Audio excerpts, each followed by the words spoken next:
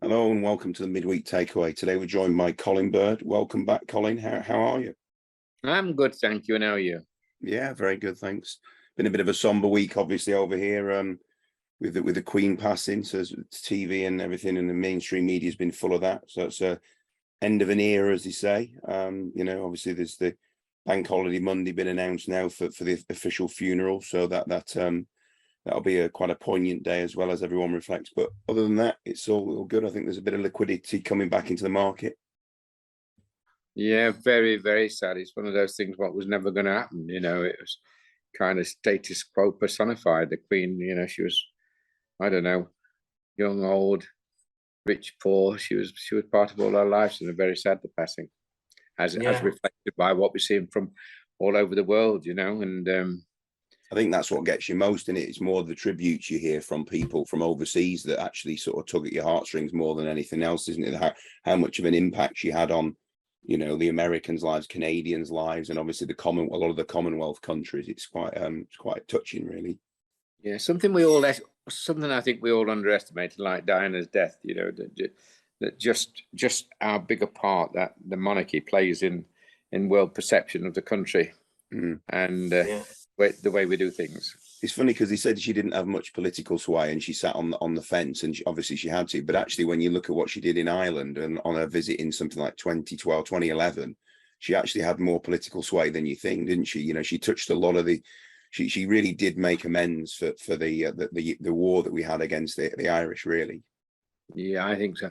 I think presence made dialogue, and the fact that she got the courage to go to some of these places was, I was admirable. And as I start off by saying, I think that we probably all of us underestimated the influence. For sure. Yeah, I mean, she shook McGuinness's hand, and effectively, I mean, he obviously wasn't part of it, but he was part of the organisation that killed Mountbatten. So yeah, exactly. This took a lot of courage. For her to do that. But I view that the Queen it felt like she was eternal. I mean, that's right. I mean, it weren't going to happen, was it? I'm 54 years old. I've never known any different. I mean, so, anybody over 70 might have known another monarch, but they were a child at the time. But anybody under 70 and they haven't known any different. It's really quite amazing and touching. And yeah, I mean, I think she was such stability that I just hope Charles can somehow replicate that in some part. Liz Truss, big job. King Charles III, big job. A lot of big jobs around at the moment. Sure. Yeah. So talking of big jobs, let's talk about Kendrick Resources, because obviously it's a relative newcomer to the market. I think listed on the 6th of May of this year. Mineral exploration development company with projects in Scandinavia. Today we saw news of an operational review. Do you want to just talk the listeners through what that, the main points, the pertinent points from that review? Yes, I think that's probably a good start point. Apologies to our shareholders and those in general who follow the company. We have been a bit slow to report, so to speak. But, we're not some technology company worth a couple of 3 billion where our product is well known. We've not been around for 10 or 15, for 5 years, and while the product's been developed and everybody's dying for the IPO. I think when we, smaller companies in the resource sector do an IPO, when the actual listing, after the actual listing takes place and, the rabbit's away, so to speak, that's when the work starts. And you really, by definition, there's going to be that interruption of information, that interruption of news flow, and post prospectus and post listed, whilst you get in there with people, with getting into the raw data and establishing which parts of your portfolio are going to provide the best information, are going to provide the best opportunity for investment and the most rapid opportunity for share value enhancement. And that's what we've been on with. And just to summarize that news release, we're very pleased with what we've seen. like always, well, like always, I guess there's some of our listeners, a lot of our listeners haven't been in this space, but you know so much when you do your due diligence. You know so much when you read all of the reports, but what in actual effect, you know 85%. And when you open the cupboards and really get into the business, that's when the skeletons fall out, or the opportunities fall out, or obviously a mixture.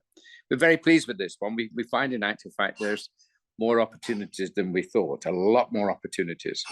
And I think in a number of podcasts while I was talking to you, I've said boots on ground makes so much difference.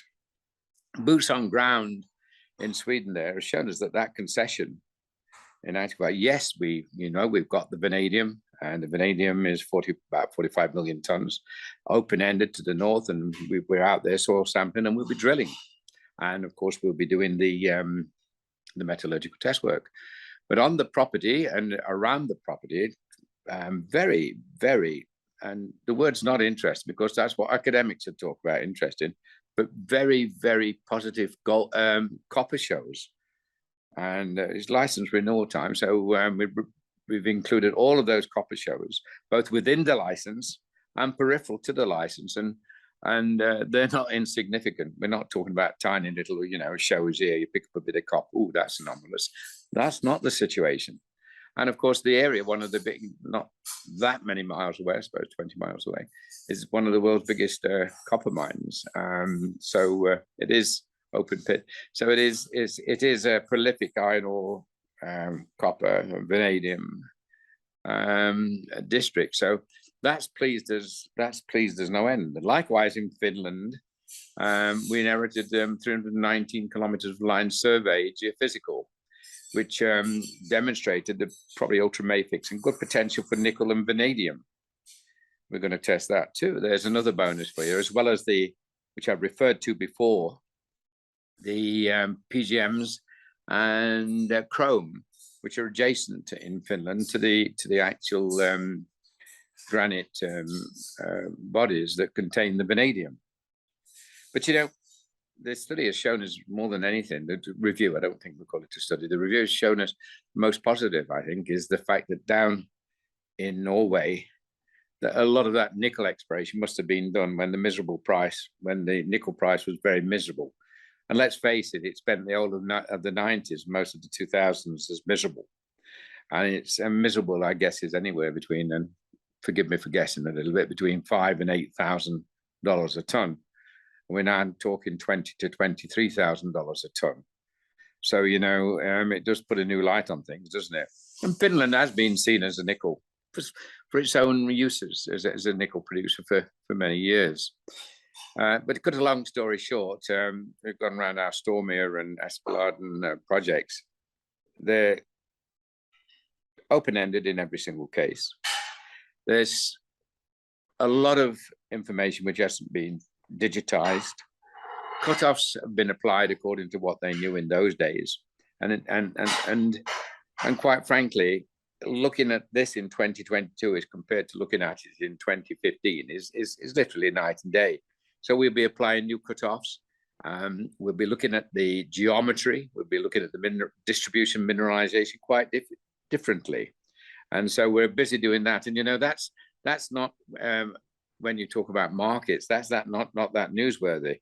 But the end result can be extremely newsworthy if you end up with a much bigger resource, which is readily mineable, which is thick, which has got nickel, copper, and possibly PGMs with some cobalt.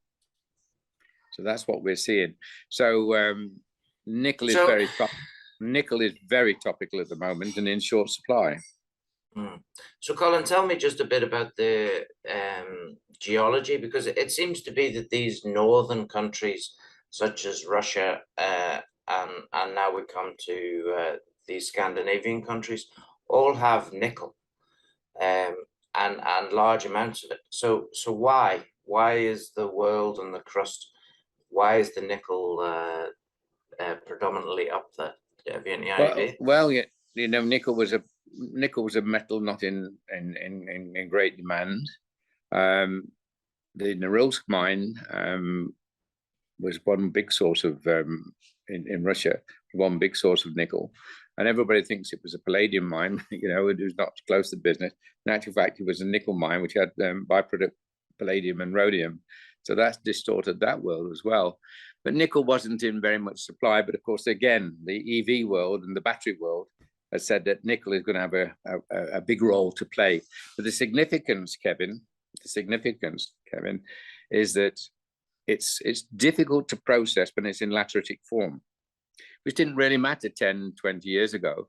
Well, let's go back a bit further than that. It didn't really matter because it was sulfide predominant, and that was easy to process. You know, you do like anything else, crush, grind, float, and produce a nickel concentrate, and then you'd have nickel smelters and what have you. We've shifted over the years to around about, and these are very broad figures, 60–65% of the world's known resource now, nickel, is in laterites. And that's confounded both financially and technically the majors. And many big operations have had billions spent on them and they've been closed down. Most of the nickel in that part of the world we're talking, and particularly our part of the world in our projects, is sulfide. So really, you've got to put a premium on sulfide nickel versus lateritic nickel. And so anything over 0.5% in quantity with associated copper, PGMs, and cobalt should have a big part to play in tomorrow's world. And so why hasn't nickel been the source of a lot of exploration in Scandinavia? Because it really hasn't mattered that much. It matters now. It really matters now. And Norway is blessed with nickel, and we're in a pretty tight area with several projects, all of them open-ended, none of them evaluated properly, and all of them are drill ready to extend. So nickel has taken the forefront. Why has it taken the forefront?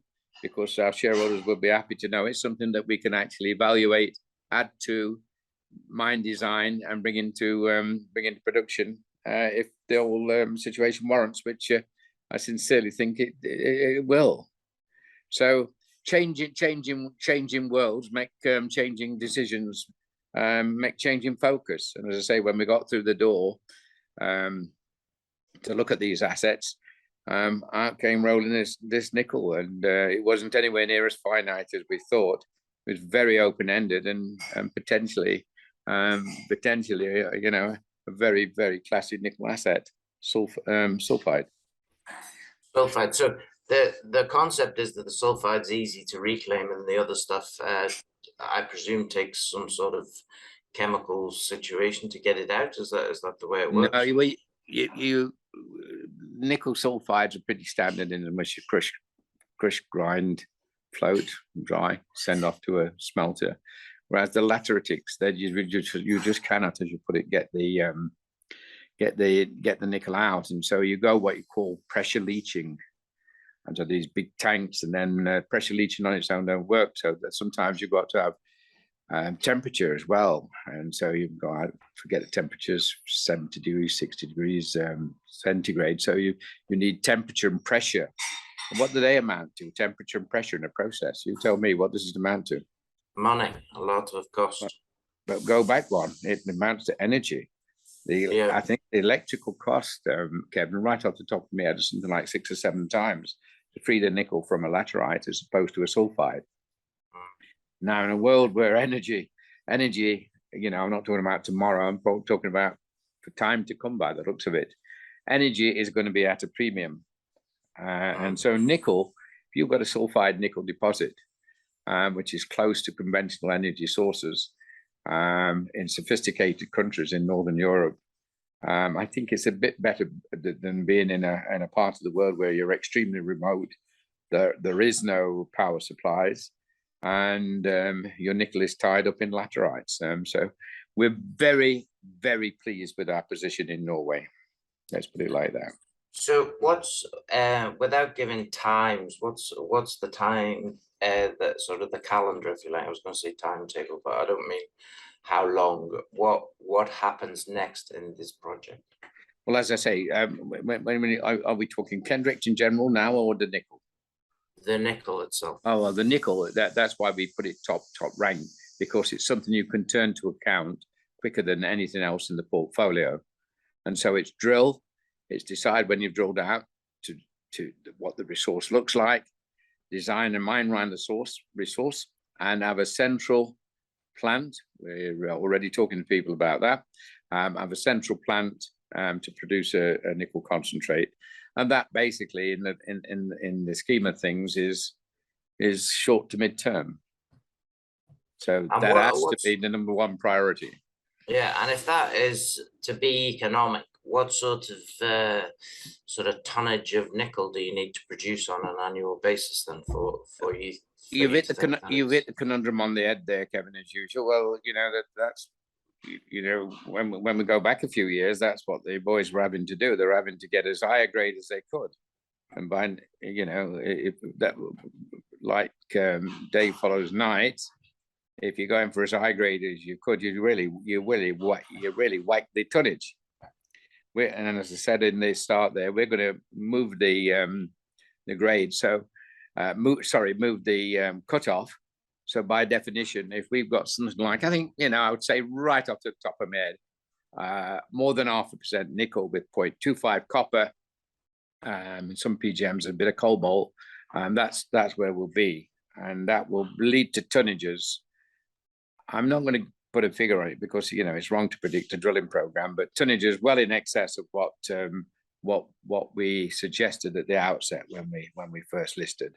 So we're looking for much bigger tonnages, but by necessity, there will, the grade will drop a little. But as I say, the price has gone from when they were doing the drilling and examination of the ore body.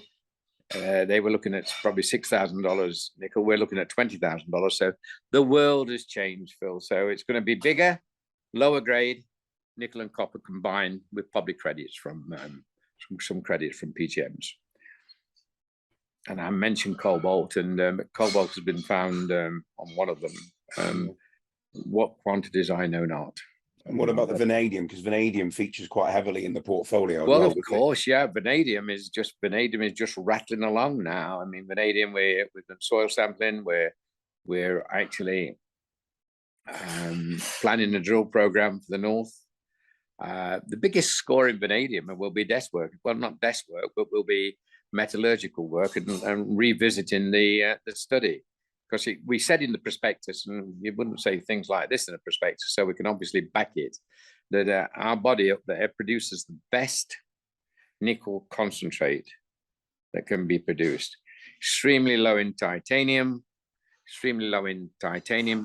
an high magnetite, VTO of 5, and it's a very, very nice concentrate. So nice, in actual fact, we're looking, the two-pronged metallurgical approach. One is to increase the recovery, so you get much of the same. Not interested in really increasing the grade of that concentrate.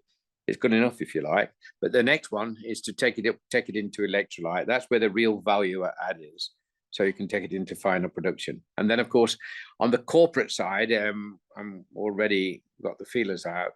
The Radox battery people will want to make deals with vanadium producers direct, but we're no intermediaries. And the chances in all of the battery metals, for that matter, not just vanadium, not just nickel, not just copper, the chance of making deals with the end user are very good, and that's what we'll be trying to do when we talk about electrolytes. But we do know we produce the best concentrate, one of the better concentrates. To say the best is really outlandish, so I shall temper myself, but we've to the best of my knowledge, verified by independents, our concentrate is a super concentrate. And as I say, so more, we want to improve the recovery of that, the mass pull, and we want to be able to get to final stage electrolyte. And so there's a metallurgical test work to be done. I better not reveal where, because those discussions are being held as we sit. We'll be drilling. We'll be expanding the resource in Sweden, and in Finland. Likewise, we've got extension, but we will certainly be testing that 319 kilometers of airborne geophysics, which strongly suggested that a nickeliferous body could exist, nickeliferous stroke vanadium body could exist, and the signature was right. So lots going on, gents, and as I say, we've been a bit I'll take the knock for that. We've been a bit slow reported it, but it's no good getting your duck, you know, saying you've got your ducks in the row where somewhere in the middle there's two ducks falling over, you know.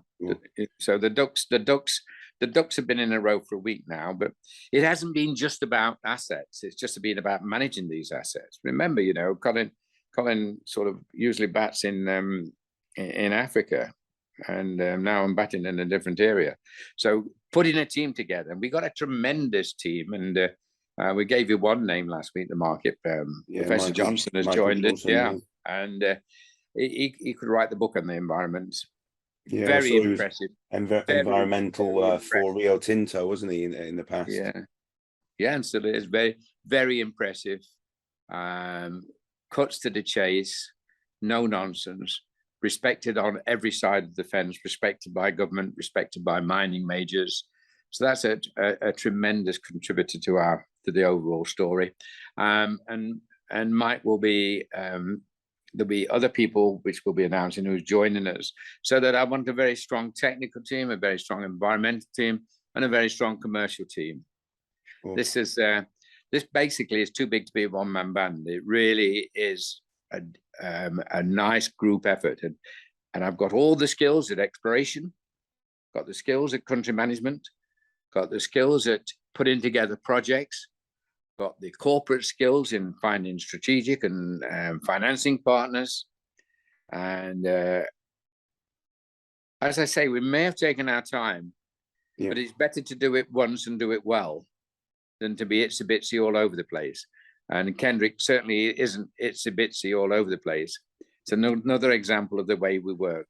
Sure. And I think I've said it before, mining is a dinosaur. And if you don't start it off in the right direction, like one of these great tankers, it takes forever to stop. And you can spend a lot of money stopping it. While we're talking about, let's go the other side of things. Let's talk about African Pioneer, because I've noticed that started to wake up a little bit in the past few sessions.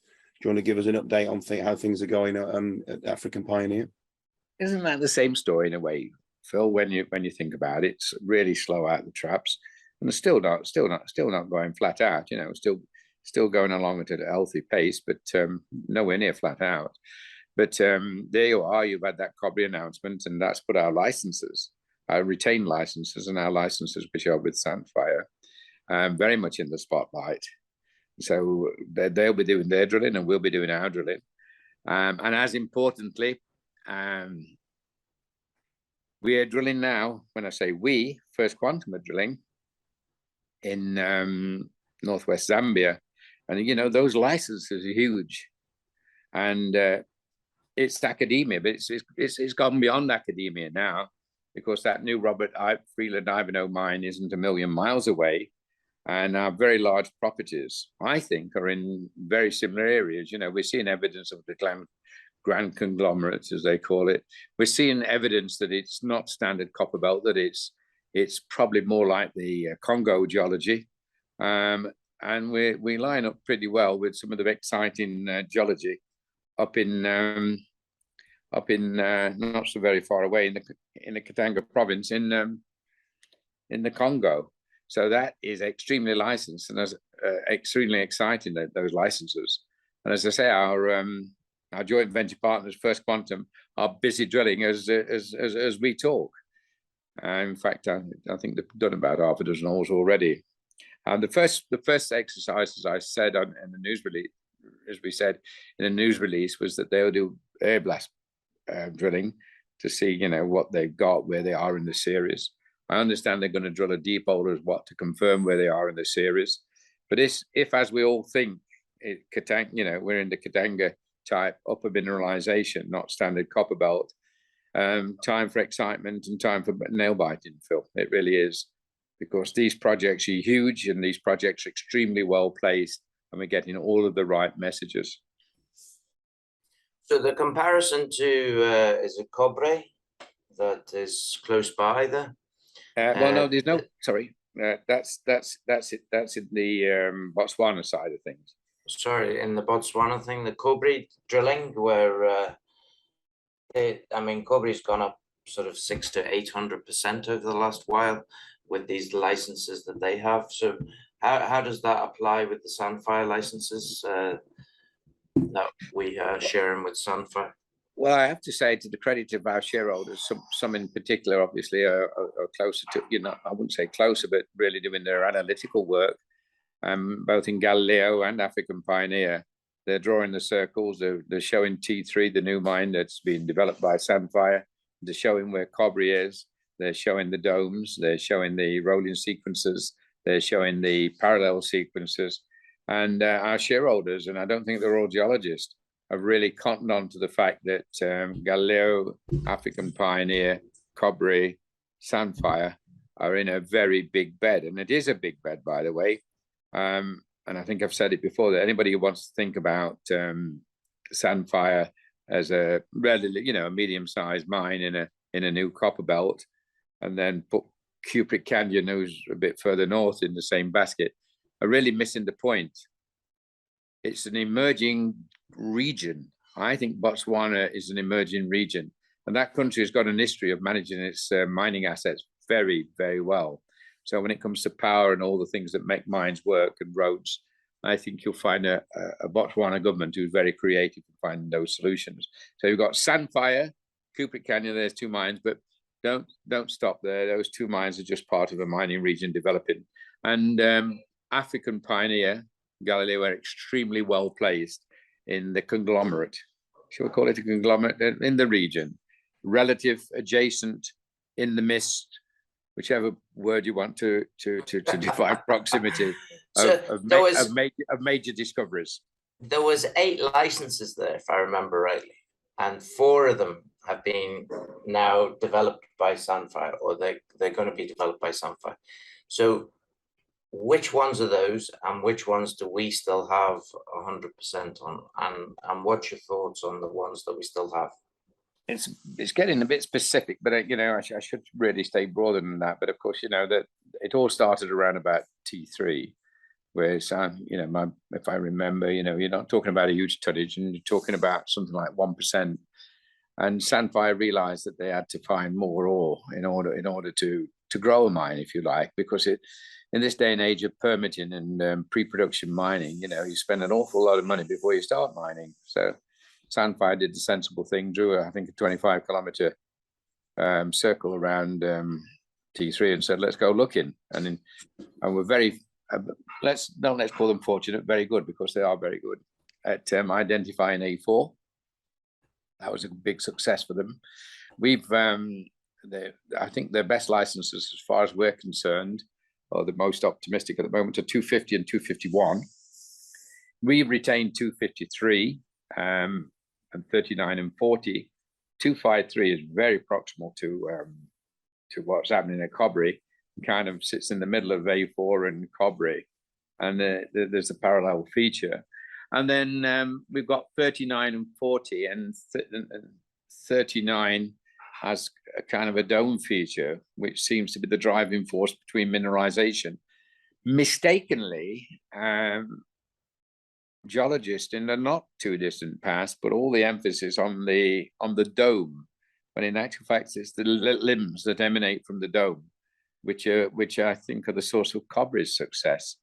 So I think we're all learning, and if I can say, I can't say it enough about Sandfire, the professionalism and their approach to the science, if you like, and then turning that science into commercial benefit is admirable.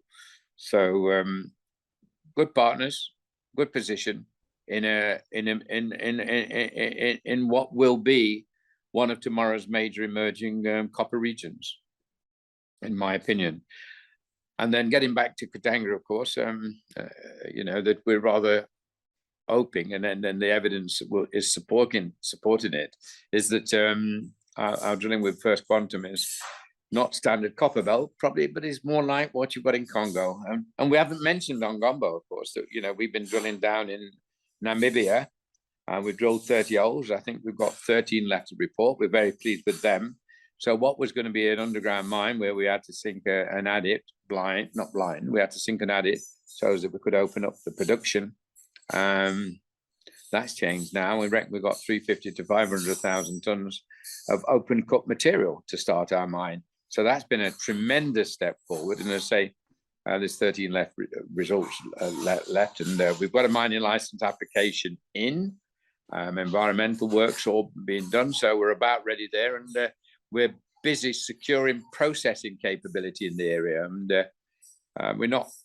we haven't finalised that yet, but we've probably got some very interesting concepts to emerge there. So all in all, African Pioneer is a stage advanced on Kendrick, but it's still putting itself, but it's not putting itself together. We're putting it together, but one's got to step back a little bit and say that, you know, when you go into the arena of risk, it's better to stop at the door, look around, and see where the least risk is. So if you now look at our African Pioneer compared to a year ago, you're drilling in 2 places, you're drilling in 3 places, producing positive results in all 3 places, 2 major partner, one of which is a 15% stakeholder in the company. That's very good. And then when you go back to Kendrick, a strategic position in Northern Europe where it's all happening in terms of car and steel manufacture. So I don't know, to me, two companies which are well poised to take part in tomorrow's new age metal world. That's the way I look at it, Kevin. So do you think the turning point for this company, for African Pioneer, will be if and when there was a series of success payments, I think, that were written into the Botswana licenses, wasn't there? I think it was on if they found something like JORC reported 200,000 tons of copper. Do you think once that's triggered the first success payment, then the market will take this company seriously? I think they should take it seriously now, because I'd sooner pay today's price than the price when something like that happens, because it could be quite a multiple of what you see now. No, I don't actually, Phil. I think that let's face it, our own plans for a mining license are in, and we're optimistic for a favourable result from government there. You know that I've got that small mine theory that the small miner is coming back and has to come back in order to meet this copper demand. So I think that one will probably might be the leader. And of course, First Quantum, it won't be the death of the 1,000 lashes. Is it Katanga? Isn't it Katanga? Is it copper belt or not copper belt? Is it anything? And of course, they're drilling now. So I think, and of course, what they're drilling is something which is much better known. They know if they're in one of the, they're either in standard copper belt or they're in the Katanga. Whereas up, we're still learning in Botswana, all of us, including the companies we're joint venturing with. So I think in the batting order, Zambia and Namibia are running neck and neck, and Botswana, as I say, they're extremely professional, and they, like the rest of us, the same as what I've been talking about Kendrick. As further information comes in, they have to stop and rethink. That's the mining world, when you're in exploration, you don't set a grid out 50 by 50 for 25 kilometers. Then one hole determines the next one, determines the next one. Sandfire are well past that, but nonetheless have to be fairly selective with the targets. Whereas First Quantum know exactly where they want to drill. They've got the field evidence, the geophysics, they've got the geochemistry. It's now finding out where we are in the series, and is it continuous? And then, of course, in the terms of our own small mine, we know exactly where we stand. There's the ore body. The biggest gain we've made is the fact that we can have a couple of years production, certainly 18 months, which is open cut, as opposed to having to develop the key arterials for an underground mine. Yeah, I mean, they're a serious player, aren't they, Samfire? We talked about this last time, that not only are they a 15% shareholder in African Pioneer as well, which is a remarkable feat in itself, but also that they acquired the Matza mine in Spain for $1.8 billion. I mean, that I think we said that the market cap wasn't too dissimilar to that at the time. So to be able to raise funds, it was a lot less. Exactly. I mean, that's some achievement, isn't it, to acquire a mine of that size? Yeah, I mean, you've only got to sort of talk with that company and the chief executive and the way they've structured themselves. They're not playing around. This company is basically going to go up the league ladder of major copper producers very, very quickly. Some people might have danced around for 15 years and never done what they've done. They did it, they raised their money, and they're getting on with it. And as I understand their first quarterly results since they've run the thing, or the operation, I think they've already added value. So formidable team, good to work with, know what they want, and no messing. So I'm intrigued, maybe because I want to go and visit this, but this mine that you have in Namibia, tell us the next step. I mean, we have the mine. The next step, we had it drilled out, you know, we had to have it drilled out and feasibility studied in order to put a mining license application in. So we were pretty convinced that, you know, it's the same old story. How many times have you seen it? They don't continue the boreholes to surface. And so we did a short near surface drilling program, and I think out of 30 holes, probably 27, 28 produced the required result that the ore body does report to surface. And strangely enough, not much oxide, generally sulfides. So now that's additional ore to put into the equation. Instead of having to now do a box cut and put our add its X that box cut, the box cut will come the X the open pit. So we have 2 years of much cheaper mining to get ourselves where we develop the pit, which is very, very good. And so we're at that, shall we say, just sub-mine planning stage. And you need a plant for that, or is plants available? No, we need a plant. We're either going to build our own little plant, but there are opportunities in the region for us to introduce our ore into a plant. That basically is in our pipe, but we're not yet smoking it. So there's a possibility you can use someone else's plant to process. Yes, indeed, yes. Okay, very good. So this one is quite near term then. I mean, in mining terms, it's not going to happen tomorrow, obviously, but within a period of time, it's going to happen. That's correct. Okay, very good. Yeah, just good to see. So in terms of the things you're talking about, the African pioneer, you're talking about what's happening in Namibia first, and then maybe it's a race between the other two in terms of which one's likely to come first, or are we talking that it's definitely going to be Sandfire, or it's definitely going to be, forget the name of the other major? You know, I formed a view which is probably good at 20 past 10, as we are now. It might not be good at 20 past 10 in a week's time. You know, Cobra came straight out of the blue. That Robert Freeland, the Ivanhoe mine in the Congo, you know, is producing, I think, you know, is producing a runner head grade of 5.7% copper. Wow. If we show it's in the Katanga sequence and it's in a similar environment to that, you know, 20 past 10 in 2 weeks' time will sort of diminish the other two projects. So we're in a rapidly changing environment in the company with projects competing neck and neck. I mean, some of them, I mean, you just don't know. I mean, the next borehole changes the world, Kevin. It's that sort of situation. I mean, that's not the case in Ongombo. Ongombo will be a steady, progressive move towards small scale production between 6,000 and 8,000 tons per year. That's if you like, that's carved out. The map is in place. That's the roadmap. That's what we're going to do. But when we talk about Kalahari, Sandfire, when we talk about Northwest Zambia, First Quantum, what will happen there, quite frankly, the truth machine is going to tell us. And, you know, but the truth machine, the drilling machine will tell us.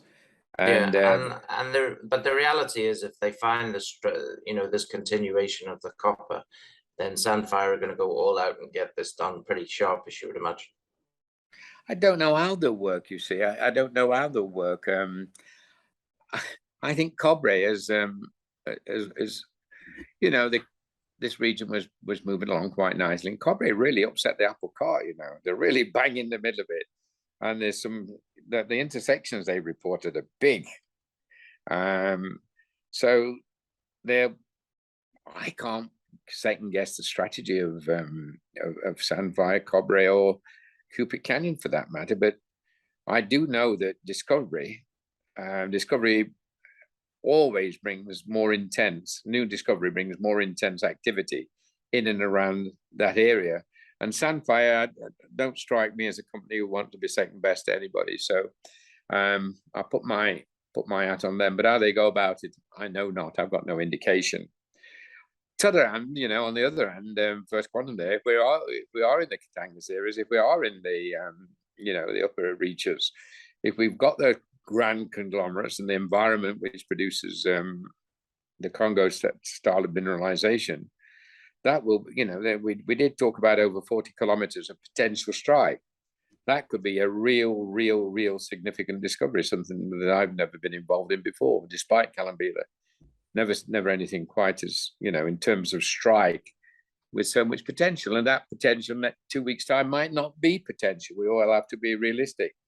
But as we sit now, we're very excited. And just go through that AIM market and show me a company what's got two major mining companies as joint venture partners in very prospective ground, in prolific copper producing in the one case, a prolific copper producing country, and in the other case, a new copper region which is evolving with our own project in Namibia. So it can't be bad, gents. It can't be bad. Yeah, you look at Namibia itself, and you've got a market cap now of £4.1 million, and you still have some cash, I assume.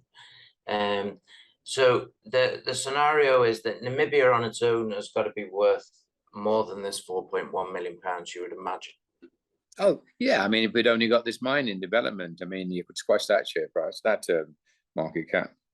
Yeah. So all the others, could just skyrocket this. I mean, we said, well, Sandfire have got to spend $4 million in 2 years, remember, and 10 months of that 2 years have gone. Yeah. So there's a $4 million budget. There's a $2 million budget being played for us. So that's $6 million, whether we like it or not. That's $6 million being spent on our properties. So that's more than our market cap being spent by others. Yeah. The fact that we haven't had to find the money and it's off equity is even better. Yeah, and they obviously are not spending that money on a whim. They obviously think this is going to happen. And I mean, any of the ones in Botswana, you're talking about huge payments if the success. So, I mean, it would just knock the share price out of the water. And I mean, just while we're on it, let's talk about the Kendrick one as well. I mean, Kendrick currently valued at, it was 1.4 pence. What was it that actually came to the market at? Was it 3.25, 3.5? Yeah, something like that. So it's less than half of its value right now. Yeah, absolutely. Terrible. Yeah. And, the value in Kendrick, here we go, market cap, £3.3 million. And I presume you've still got cash because you haven't spent it from when it's, so the actual intrinsic value of that company is maybe a couple of £1 million, maybe less. So it's absolutely bizarre considering what you have. Yeah. I think, that I've got to be the first to concede that, new area, new people to work with, the necessity to get a good, strong team around the company, to understand the assets in 3 environments, tail end of COVID. None of that helped very much to get a market fully aware of what we've got. We listed it in very difficult times. So it's, you've only got to set the clock back and it's and examine the circumstances between pre-listing, 3 months before listing, to where we are now. It's not surprising that you've got a market which would like more information, would like to understand the projects better. And that's my job, that's the company's job, that's my colleagues' job, to make sure that the market understands the company better. And I know every time I go on presentations, and obviously now that we're in a freer world, more open world, post-COVID and what have you, this company will get to be known better. And I'm sure that the potential value and enhancement, you really don't need 4 years at Harvard to realize that it's a nice company well positioned in the right metals at the right time. Yeah, But, if you just but the market doesn't know that. The market just, I've got the benefit of a prospectus and the listing presentation. But what's happened since the discovery of the copper potential, the fact that the nickel was undervalued, the discovery of the 319 kilometers of airborne, the examination of that, and shows how sort of superficially it was approached. None of that was known, and now it is known, and now we're disseminating it to the market. And really, Kevin, this is the first real share, if you like. This is the first time we've shared with the market what Kendrick's all about, and I thank you for that. So, I mean, I think basically you've got to have to introduce Barbie, and then Ken will do very, very well, I think. Yeah, I think so. We've got to get out there, and the next thing is the team. I think he's it's probably a little bit after his time. He's Barbie and Ken. You didn't get my joke. Ken. No, Barbie and Ken. I said you have to introduce Barbie, and then I think Ken will do all right. All right. Well, there you go. Yeah. But you didn't get the joke at all. No, bit of a dad joke though. That was beyond me. I was kind of, okay. Like I said, that we're at a phase now where it's for the company to share with its market. Yeah. To share with its market. And we'll attempt to do that. What we know. Yeah, we'll attempt to do that with you over the next few months as things happen, for sure. Yeah, well, today's release is the start, and hopefully this podcast will go a little bit further into what it's all about. And as always, thank you for your time. Colin Bird, it's been an absolute pleasure. Thanks, Colin. Thanks, Colin. This podcast was brought to you by Roast PR Limited. If you would like to appear on a future episode of The Sunday Roast, please email admin@thesundayroast.net.